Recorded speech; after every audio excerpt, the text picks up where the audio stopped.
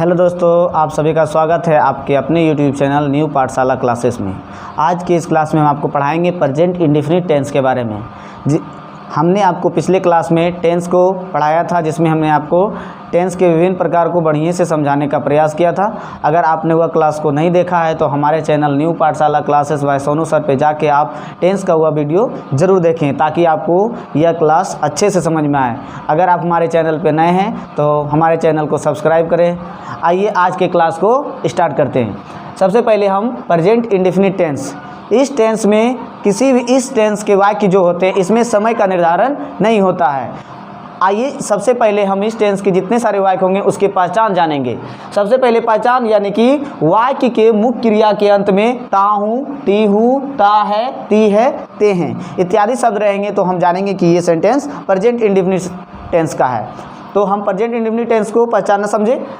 Example से समझिए, मैं जाता हूँ, वह पढ़ता है, वह जाता है, वह सोता है, वह खेलता है, यानी ता है, ती है, ते हैं इत्यादि शब्द रहेंगे तो वो प्रेजेंट इंडेफिनिट टेंस के सेंटेंस कहलाते हैं। तो हम अगर ऐसा सेंटेंस है तो हम इसका अनुवाद प्रेजेंट इंडेफिनिट टेंस में करेंगे। सबसे पहले हम आपको प्रेजेंट इंडेफिनिट टेंस का अनुवाद करने के लिए जितने सारे सेंटेंस हैं हम आपको अलग अलग से सभी सेंटेंस को बताएंगे। सबसे पहले हम आपको बताएंगे अफर्मेटिव सेंटेंस यानी कि सकारात्मक वाक्य, उसके बाद हम आपको बताएंगे नेगेटिव सेंटेंस यानी कि नकारात्मक वाक्य, उसके बाद हम बताएंगे इंटरोगेटिव सेंटेंस यानी कि प्रश्नवाचक वाक्य, उसके बाद हम आपको बताएंगे नेगेटिव प्लस इंटरोगेटिव सेंटेंस यानी कि नकारात्मक प्लस सकारात्मक प्रश्नवाचक और उसमें नकारात्मक वाक्य। आइए हम सबसे पहले बताएंगे आपको अफर्मेटिव सेंटेंस।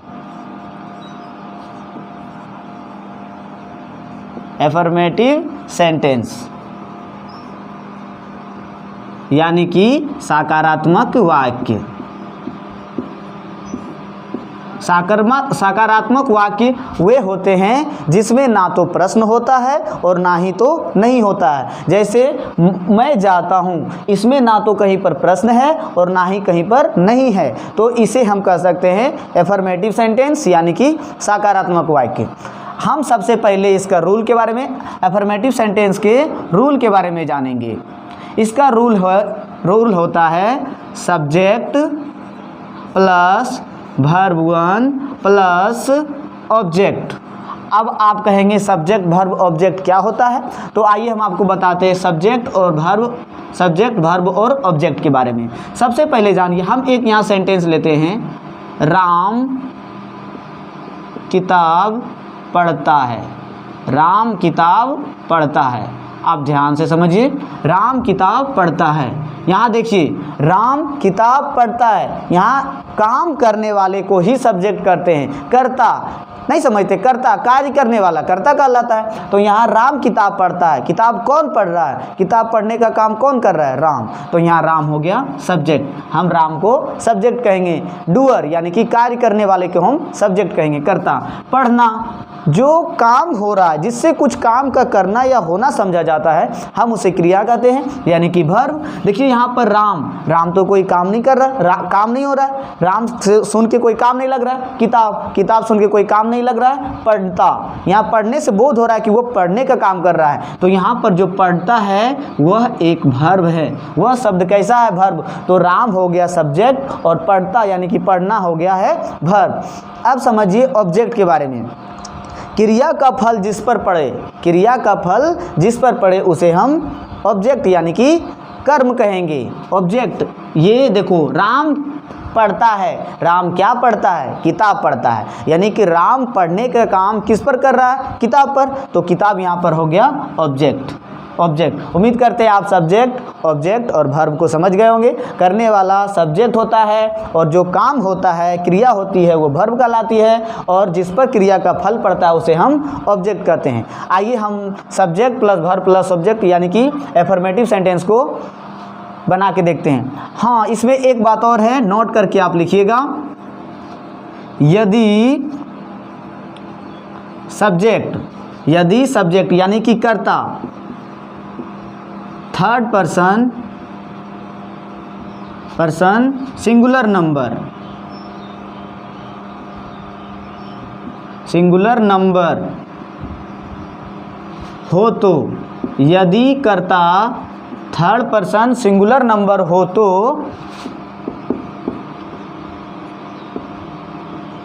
मुख्य क्रिया के साथ, तो मुख्य क्रिया के साथ एस या ईएस का प्रयोग करते हैं। समझिए इस बात को। अगर सेंटेंस में सब्जेक्ट थर्ड पर्सन हो, अब आप कहेंगे पर्सन 3 है, फर्स्ट पर्सन, सेकेंड पर्सन और थर्ड पर्सन। बोलने वाला, अभी हम आपको बता देते हैं पर्सन के बारे में। पर्सन 3 होते हैं, देखिए पर्सन 3 होते हैं, फर्स्ट, सेकेंड और थर्ड। बोलने वाले को, अब देखिए फर्स्ट सेकेंड थर्ड आराम से समझ जाइएगा। फर्स्ट सेकेंड थर्ड बोलने वाले को फर्स्ट पर्सन कहते हैं, यानी कि मैं, हम, मैं से जितना शब्द बन जाए, मैं, मेरा, हम लोग, हमने, हमारा, ये सारे जितना हैं ये कहलाते हैं first person. I, we, my, mine, हमारा, ये सारे कहलाएंगे फर्स्ट पर्सन यानी कि बोलने वाला। और सेकेंड पर्सन यानी कि सुनने वाला, तुम, तुम्हारा, तुम लोग, तुमने, तुम सब, ये सभी कहलाते हैं सेकेंड पर्सन। यू, योर, ये सभी क्या है? सेकेंड पर्सन है। और इन दोनों को छोड़कर बाकी जितने आएंगे सारे कहलाते हैं थर्ड पर्सन।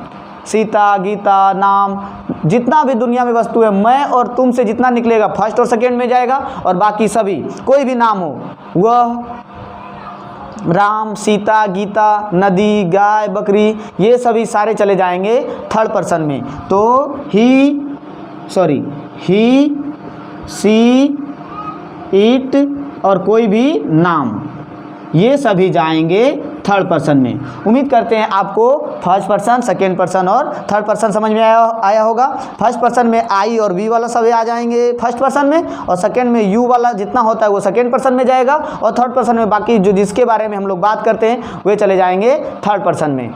तो उम्मीद करते हैं आपको फर्स्ट पर्सन, सेकेंड पर्सन और थर्ड पर्सन समझ में आया होगा। तो आइए हम इसका एग्जाम्पल लेके, अफर्मेटिव सेंटेंस का एग्जाम्पल लेके समझते हैं। देखिए,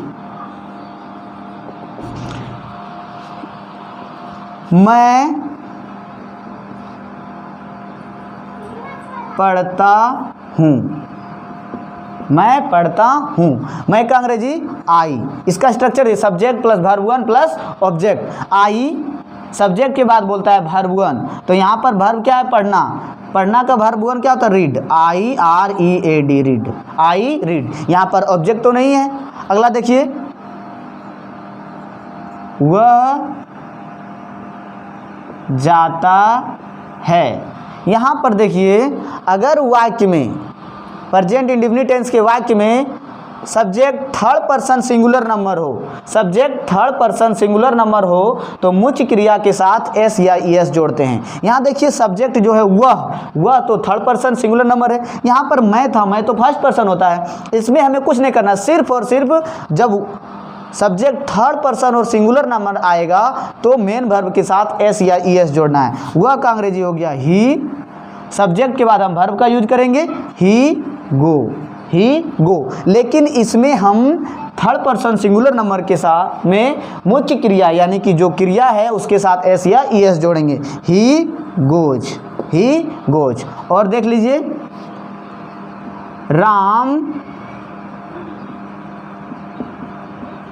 विद्यालय जाता है। यहाँ हम राम, सबसे पहले सब्जेक्ट कौन है? राम, उसके बाद है वर्ब 1 राम गो। लेकिन आप समझिए, अगर subject third person singular number हो, राम तो थर्ड पर्सन भी है, नाम थर्ड पर्सन होता है, और सिंगल एक आदमी है, सिंगुलर नंबर है। यदि subject third person singular number हो तो उसमें हम एस या ईएस जोड़ेंगे। तो मेन वर्ब के साथ राम गोज टू स्कूल। अगर कहीं जाए तो उससे पहले प्रीपोजिशन टू का प्रयोग करेंगे। तो राम गोज टू स्कूल। अगला देखिए, मैं अंग्रेजी जानता हूँ। देखिए, सबसे पहले हम यहाँ पर सब्जेक्ट है आई तो थर्ड पर्सन सिंगुलर नंबर है नहीं, ये फर्स्ट पर्सन सिंगुलर नंबर है, तो हम इसमें मेन वर्ब के साथ एस या एस का प्रयोग नहीं करेंगे। आई सब्जेक्ट दिए, उसके बाद वर्ब वन, मैं अंग्रेजी जानता हूँ। इस सेंटेंस में वर्ब वन क्या है? जानना। जानना, तो हम इसका जानना का नो लिखेंगे, I know. I know object क्या जानते हैं? अंग्रेजी। I know English. I know English. I know English. उम्मीद करते हैं कि आप एफर्मेटिव सेंटेंस को अच्छे से समझे होंगे। देखिए, मैं पढ़ता हूँ, आई रीड। वह जाता है, ही गोज। राम विद्यालय जाता है, Ram goes to school. Subject plus verb one plus object. सिर्फ अगर subject third person singular number हो तो मेन वर्ब के साथ एस या ई एस जोड़ते हैं। सब्जेक्ट देखिए यहाँ थर्ड पर्सन सिंगुलर नंबर था तो मेन वर्ब के साथ हम एस या ई एस को जोड़े। राम गोज टू स्कूल, मैं अंग्रेजी जानता हूँ, आई नो इंग्लिश। यहाँ हम एस या ई एस नहीं जोड़े मेन वर्ब के साथ, क्यों? सब्जेक्ट हमारा फर्स्ट पर्सन है। तो एफर्मेटिव सेंटेंस आप समझ गए होंगे। अभी इसके आगे हम आपको नेगेटिव सेंटेंस समझाते हैं। तो अभी तक आपने एफर्मेटिव सेंटेंस को समझा। आइए अब हम नेगेटिव सेंटेंस को यानी कि नकारात्मक वाक्य को समझते हैं। नकारात्मक वाक्य वे होते हैं जिस वाक्य में नहीं का प्रयोग होता है। जैसे मैं नहीं जाता हूँ, वह नहीं खेलता है, इस वाक्य में नहीं है, तो इन्हें हम नकारात्मक वाक्य कहेंगे।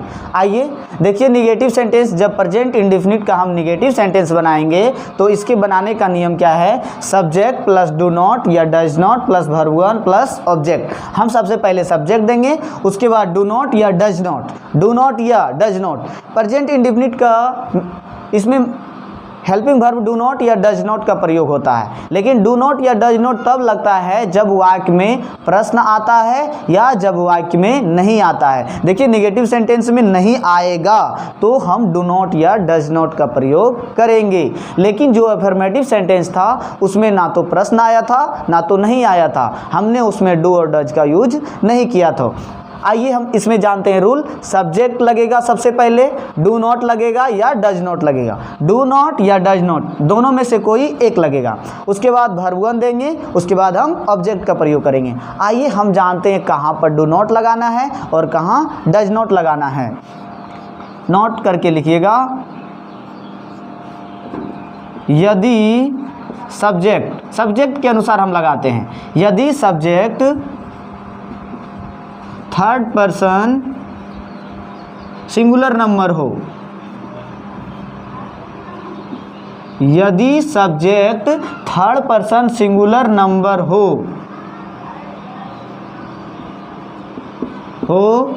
तो डज का प्रयोग करेंगे। डज का प्रयोग करते हैं। यदि subject third person singular number, अभी आपने थर्ड पर्सन को पहचाना था, जिसके बारे में बात किया जाए वो थर्ड पर्सन कहलाता है। मैं और तुम वाले, मैं वाले सेकेंड पर्सन होता है और यू वाला जितना होता है थर्ड पर्सन होता है, और मैं और तुम के छोड़ के बाकी जितने सारे सब्जेक्ट होंगे वो सभी थर्ड पर्सन कहलाते हैं। बस उसमें से आपको ये करना है कि थर्ड पर्सन हो लेकिन सिंगुलर नंबर हो, सिंगुलर नंबर भी होना चाहिए, तब हम वहाँ पर डज का प्रयोग करेंगे। बाकी सभी सब्जेक्ट के साथ डू का प्रयोग होता है।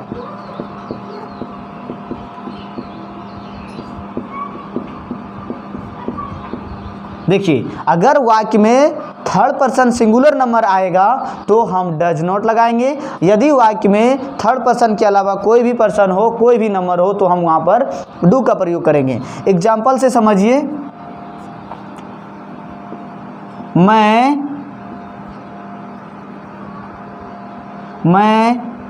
नहीं जाता हूँ। मैं नहीं जाता हूँ।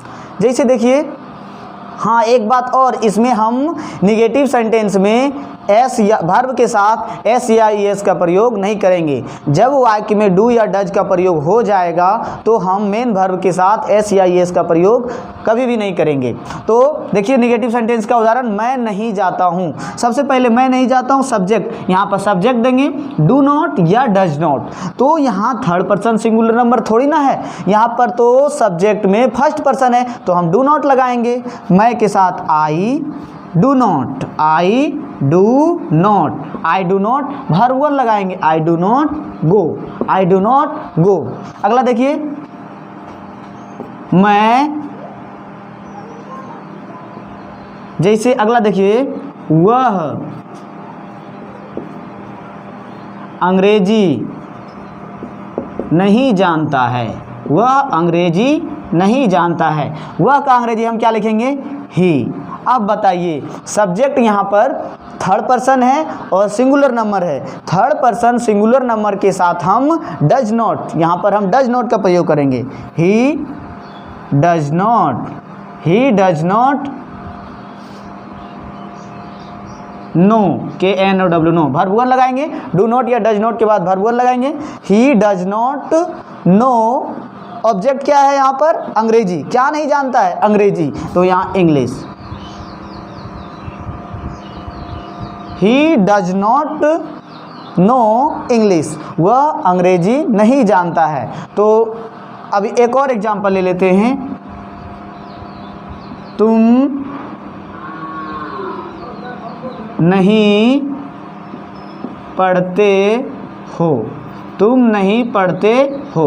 देखिए यहाँ पर हम सबसे पहले सब्जेक्ट देंगे, उसके बाद डू नॉट या डज नॉट। तुम सब्जेक्ट यू के साथ डू नॉट या डज नॉट। यहाँ सब्जेक्ट तो थर्ड पर्सन सिंगुलर नंबर नहीं है, ये सेकेंड पर्सन है, तो do not, you do not पढ़ना का मेन वर्ब वन लगाएंगे। You do not read, you do not read. उम्मीद करते हैं आप नेगेटिव सेंटेंस समझ गए होंगे। इसके बाद हम आपको इंटरोगेटिव सेंटेंस को समझाते हैं। तो अभी तक आपने नेगेटिव सेंटेंस के बारे में जाना, अब हम इंट्रोगेटिव सेंटेंस के बारे में समझते हैं। इंट्रोगेटिव सेंटेंस यानी कि प्रश्नवाचक वाक्य। ऐसे वाक्य जिसमें प्रश्न होता है उसे हम प्रश्नवाचक वाक्य कहते हैं। अब प्रश्न दो तरह से हो सकते हैं, एक तो शुरुआत में प्रश्न हो सकता है और एक बीच में प्रश्न आ सकता है। देखिए इसका रूल है WH वर्ड, यानी कि WH वर्ड वो होते हैं व्हाट, व्हेन, वेयर, हु, ये सारे सब WH वर्ड है। तो WH सबसे पहले WH वर्ड आएगा बीच में, तो उसे हम आगे कर लेंगे। डू या does plus subject plus verb one plus object, और उसके बाद हमें प्रश्नवाचक चिन्ह देना है। यहाँ पर हम हेल्पिंग वर्ब यानी डू या डज को आगे करेंगे। सबसे पहले डू या डज, WH वर्ड वो होते हैं अगर कहीं बीच में प्रश्न हो तो उन्हें हम सबसे पहले आगे करते हैं। अभी हम एग्जाम्पल में समझेंगे।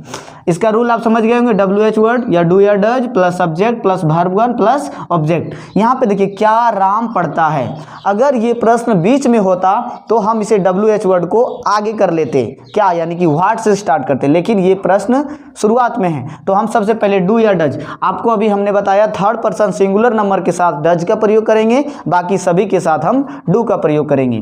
तो यहाँ पर हम डज लगाएंगे, Ram third person singular number है, does Ram, does Ram read, does Ram read.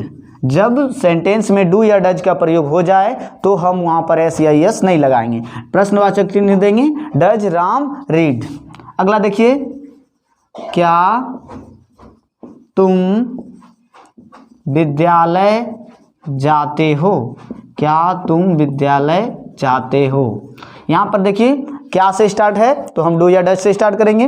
Do, तुम के साथ डू लगेगा, डू यू सब्जेक्ट हो गया है, उसके बाद हम वर्ब वन देंगे, go object, go to a school, do you go to a school, do you go to a school. अब प्रश्नवाचक चिन्ह देंगे। अब देखिए राम कब पढ़ता है, राम कब पढ़ता है। ये भी प्रश्नवाचक वाक्य हैं। प्रश्नवाचक वाक्य दो तरह के होते हैं, एक तो वो जिसमें शुरू में प्रश्न होता है और एक जिसमें बीच में प्रश्नवाचक शब्द होते हैं। तो यहाँ बीच में प्रश्न है तो हम WH वर्ड को आगे करेंगे, इसका अंग्रेजी होता है व्हेन। जब बीच में प्रश्न आए तो हम उसका अंग्रेजी स्टार्ट में यानी WH फैमिली। WH वर्ड क्या होता है? WH वर्ड देखिए, WHAT what, WHEN when, WHY why, WHERE where, WHO, ये सारे जो वर्ड हैं इसे हम WH वर्ड कहते हैं। तो यहाँ देखिए कब का अंग्रेजी व्हेन होता है, इसीलिए इसे WH, ये सारे वर्ड में WH वर्ड कॉमन है, इसीलिए हम WH वर्ड या WH फैमिली कह सकते हैं। तो हम जब बीच में प्रश्न आए तो हम WH वर्ड को आगे कर लेंगे। इसका अंग्रेजी लिखेंगे व्हेन, उसके बाद डू या डज, राम के साथ डज लगेगा, व्हेन डज, उसके बाद सब्जेक्ट, देखिए सब्जेक्ट यहाँ राम है, व्हेन डज राम पढ़ना का read, when does Ram read, Ram कब पढ़ता है, व्हेन डज राम रीड। हम इसका प्रयोग यहाँ पर जब बीच में प्रश्न है तो उसे हम आगे करके प्रयोग करेंगे। तो उम्मीद करते हैं आपको इंट्रोगेटिव सेंटेंस समझ में आया होगा। हम एक और पढ़ेंगे निगेटिव प्लस इंट्रोगेटिव सेंटेंस, आइए उसे हम समझते हैं। तो अभी तक हमने इंट्रोगेटिव सेंटेंस को समझा, अभी हम एक और निगेटिव प्लस इंट्रोगेटिव सेंटेंस को समझेंगे। इसमें प्रश्न भी होगा और नकारात्मक नहीं भी होगा। देखिए इसका रूल है WH वर्ड प्लस डू या does plus subject plus not plus verb one plus object. सबसे पहले हम अगर बीच में प्रश्न होगा तो उसे हम आगे कर लेंगे, अगर बीच में प्रश्न नहीं होगा तो हम डू या डज से स्टार्ट करेंगे, उसके बाद हम सब्जेक्ट देंगे और सब्जेक्ट के बाद यहाँ हम सब्जेक्ट के बाद नॉट का प्रयोग करेंगे, फिर उसके बाद वर्ब वन, उसके बाद ऑब्जेक्ट। देखिए क्या तुम नहीं पढ़ते हो, यहाँ देखिए प्रश्न भी है और नहीं भी है, यानी कि इंट्रोगेटिव सेंटेंस और negative, interrogative plus negative, question plus negative sentence, यानी कि क्वेश्चन भी है और नहीं भी है। क्या तुम नहीं पढ़ते हो, सबसे पहले हम WH रूल में लिखें, क्या बीच में प्रश्न है, अगर बीच में प्रश्न होगा तो उसे हम WH वर्ड को आगे करते हैं, लेकिन यहाँ तो शुरुआत में प्रश्न है तो हम डू या डज से स्टार्ट करेंगे। तो यहाँ तुम के साथ डू का प्रयोग होगा, आप अच्छी तरह से जानते हैं, डू, उसके बाद सब्जेक्ट, यहाँ सब्जेक्ट है तुम, डू यू, उसके बाद not, do you not, verb one देंगे, डू यू नॉट हो गया, वर्ब वन क्या है पढ़ना, डू यू नॉट रीड,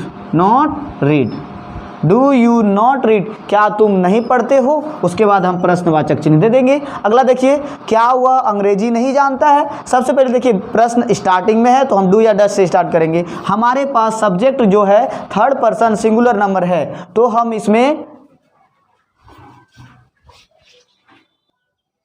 हमारे पास यहाँ सब्जेक्ट जो है थर्ड पर्सन सिंगुलर नंबर है तो हम डज से स्टार्ट करेंगे, डज, उसके बाद सब्जेक्ट देंगे डज ही, उसके बाद हमको नॉट लगाना है, डज ही नॉट, उसके बाद हमको वर्ब वन यहाँ जानना एक क्रिया है तो verb one know, does he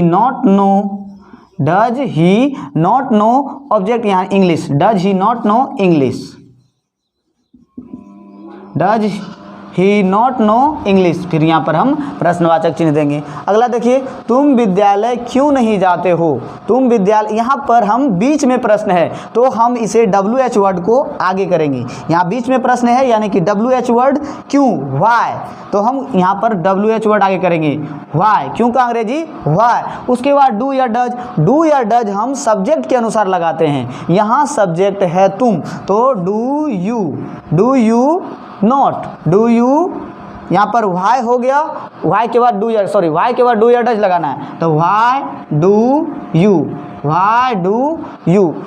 WH word हो गया, डू या डज हो गया और फिर सब्जेक्ट हो गया, उसके बाद हम नॉट लगाएंगे, वाई डू यू नॉट, उसके बाद वर्ब का पहला रूप go, why do you not go to a school, कहाँ जाता है school, why do you not go to a school, तुम विद्यालय, इस प्रश्नवाचक चिन्ह देंगे, ऑब्जेक्ट हो गया school, why do you not go to a school, तुम विद्यालय क्यों नहीं जाते हो। उम्मीद करते हैं कि आपको प्रेजेंट इंडेफिनिट टेंस बढ़िया से समझ में आया होगा, हमने अच्छे से समझाने का प्रयास किया।